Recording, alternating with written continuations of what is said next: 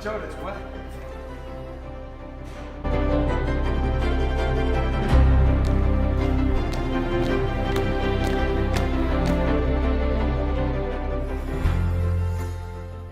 Based on our research, the small business software industry requires a dynamic mixture of professional selling and more automated marketing techniques. So Liam Surridge, the VP of Sales of Americas at Hootsuite, claims that the role of professional selling in this industry is simply to get revenue in the door by helping customers solve business problems. However, Chris DeJong, Director of Marketing at 7Shift, claims that 100% of sales comes from inbound leads at his company. So 7Shift's business is built around people recognizing a problem, going out and finding a possible solution, and then hopefully or ultimately landing on 7Shift. Now, the disparity in the sales approaches likely suggests that there is some minimum required client size to justify having a sales team. So smaller clients are generally less complex and have lower order sizes, meaning higher volume can be sold without the need of a salesperson or team. So as software companies grow and become attractive to larger clients, a sales team may begin to make more economic sense. Many of the changes in this industry have occurred due to the evolution of technology as well as the high growth nature of this industry. Firstly, Chris describes how automation has and continues to tremendously increase salesperson efficiency.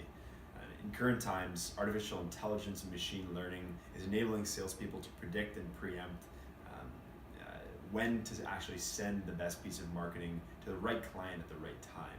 And this kind of capability is dramatically increasing the salesperson productivity and ultimately their output. One of the common themes that we recognized through all of our calls was the fact that the majority of the sales processes have begun to be automated. For example, a lot of companies nowadays are using CRM software to organize their leads. They use various technologies that automatically call the required clients for them. And finally, they use organizational tools that arrange their entire schedules for them. Next, we noticed that a large majority of companies have begun to leverage technology that may do a lot of prospecting for the sales team. These technologies pull from a large amount of customer data and will provide insights on potential next step for the sales team. These resources will influence a sales team on who they should be targeting next and the possibility of a sale being closed. All of this new technology has had a rather large effect on how sales is done today and some of the key skills that salespeople need to have. Aside from making salespeople more efficient, this technology has reduced the need for salespeople to actually sell their product. The overall change in technology has also led to a change in the perception of what a salesperson role needs to be for a buyer. Salespeople now assume more of a consultative or advisory role. Because the buyer is more informed of the company going in and the seller is more aware of a customer's basic information, the sales process is more of a conversation revolving around what buyer's current situation is and how the salesperson may be able to help them. Additionally, salespeople are required to have more of a business acumen today and have the ability to raise a buyer's awareness about certain needs. There's definitely a few trends that the sales industry, specifically related to the software for small business industry, needs to consider. The first is growing and greater expectations from customers and buyers. A great example of this is Uber. People get used to using really great services such as Uber and forget how bad their old service would be. So in this case, that would be a cab. Consumers will quickly change their expectations as to how things should be. And this puts pressure on the sales profession. This is because when people get used to things being easy and being great, they believe that everything should be like that. The second trend is changing information channels. This is a key trend we've heard about a lot. Greater access to information makes sales experts relatively less valuable. This is because people who are used to be considered experts, such as the services of an accountant or lawyer, they were seen as experts due to the fact that they were sort of gatekeepers to information. But as more and more information becomes readily available at a moment's notice, these services become less valuable relatively. And this puts a salesperson at a disadvantage because they often base their sales pitch on the access to an expert that a buyer will receive access to upon purchasing the good. Some best practices we noticed when speaking to leading companies in the industry were to break down costs, hire former entrepreneurs, and to tailor sales pitches to different types of advisors. Many small business owners have a limited budget and also might be unsure about their revenues. Instead of high upfront costs, many of these small businesses aim to break up their costs into monthly installments or fees. This helps their customers from a cash flow perspective, as they can internalize their cost as a variable cost instead of a large, potentially crippling upfront payment. Secondly, salespeople in the industry really need to understand and resonate with entrepreneurs. Small business owners have a completely different personality, buying process, and decision-making process that large corporations have not been able to adapt to. For this reason, many sales teams in the industry look for people with entrepreneurial experience to help best deliver their value proposition to customers. Lastly, entrepreneurs are focused on solving their core problem, and they are less concerned with some of the services that are being offered them to their businesses. As a result, they will often turn to key advisors who may be experts in that space. Therefore, depending on which function of the business your service is positioned towards, sales teams should have a value proposition tailored to whichever function may be involved with their company's product or service.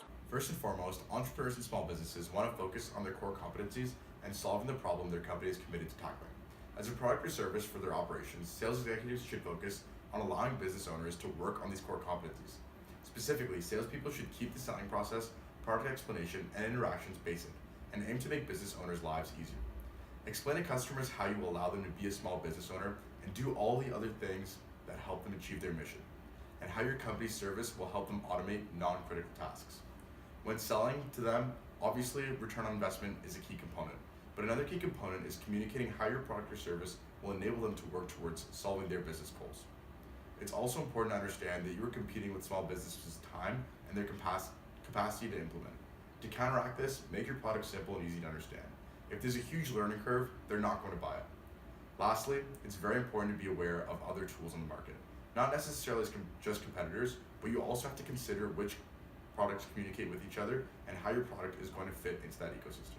To succeed in sales, you must be tactical, you must be strategic and curious. Showcasing that you possess these skills, or are at least willing to be taught, is a great first step. A way to show curiosity would be by, for example, building an app related to the business you're selling. It shows you're knowledgeable, and it shows you're interested in the product you're selling. Another super important thing is to own your brand.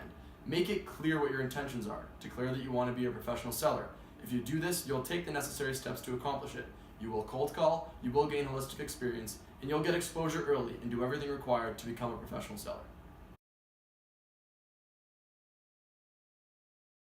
All right, thanks gentlemen for joining our panel today. The first question comes from our audience. They want to know a little bit more about the salesperson. So at what point does the salesperson begin to not actually provide value to the buyer? Yeah, I think based on what we've answered so far, what we've noticed is there are a lot of new technologies making a salesperson's job a lot easier. So for example, there's technology now that prospects for a salesperson or will make calls for them. I think what's really changed in the industry so far is the skill set of a salesperson. So nowadays, what's expected of a salesperson is they need to have a better business acumen. So essentially, when they're going in for a sales call, instead of actually selling a service or product now, what they're doing is basically finding out what the business situation is and figuring out how the two companies can partner and kind of create a synergy between the two. And just kind of to add on that, I think complexity of the product or service is also another key aspect in whether a salesperson is necessary or not. What we found is that some of the products and services that were really not very complex, once they've generated lots of outbound branding and created kind of an inbound lead process, they've been able to walk the buying process of the customer completely touchless and online, that they can get to the point of purchase. Okay, so then in that case, would the salesperson be necessary at all? Yeah, so from one of the calls that I actually had, something that we noticed for companies that are focusing on enterprise software for small and medium businesses is, like Vic said, a lot of it is touchless. So the initial purchase of the software just goes through a website. There's really no salesperson required for that process. However, what kind of we see coming into play is now what you have is these upsell teams or customer excellence teams, right, where they're talking to pre-existing customers and then selling them on a higher service for a higher price.